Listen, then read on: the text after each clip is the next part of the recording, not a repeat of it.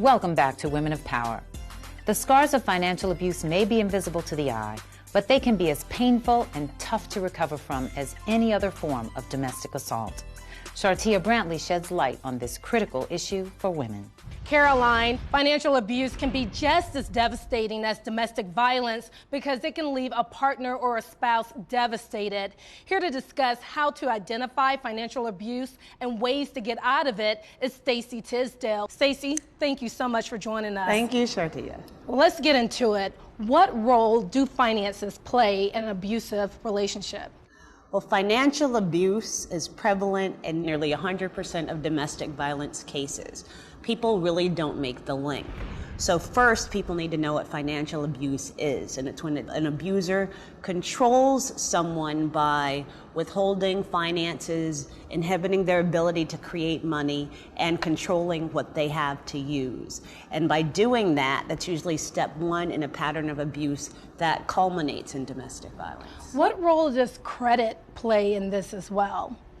Destroying someone's credit is a common tactic used by financial abusers.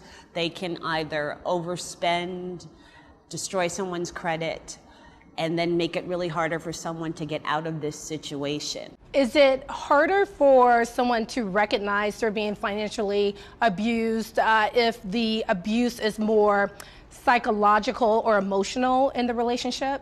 One way for people to really know if they're in this situation, I get asked that a lot, is when you're trying to make decisions with someone, it's a negotiation and a healthy relationship, whereas in a financially abusive situation, it's dictated. The Allstate Foundation finds that 75% of Americans fail to make a connection between financial abuse and domestic violence. Because there's no bruises, again, with financial abuse, they really fail to see that it's really something that's real. So what are some tips we can provide for our viewers on how to remove themselves and or their children out of a dire situation like this? Well, the National Network to End Domestic Violence and the Allstate Foundation have created a financial education curriculum, but it's kind of interesting. It has some other tidbits in it, like ways to hide money, ways to build up money, ways to kind of create a safety net for yourself so that you can create an environment in which you can leave.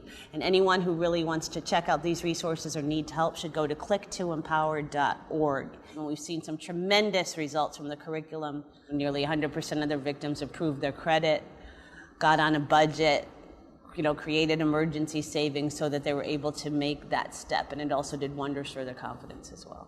All right, Stacey Tisdale, thank you so much. Really appreciate you. Thank you. Back to you, Caroline. Thanks, Shartia.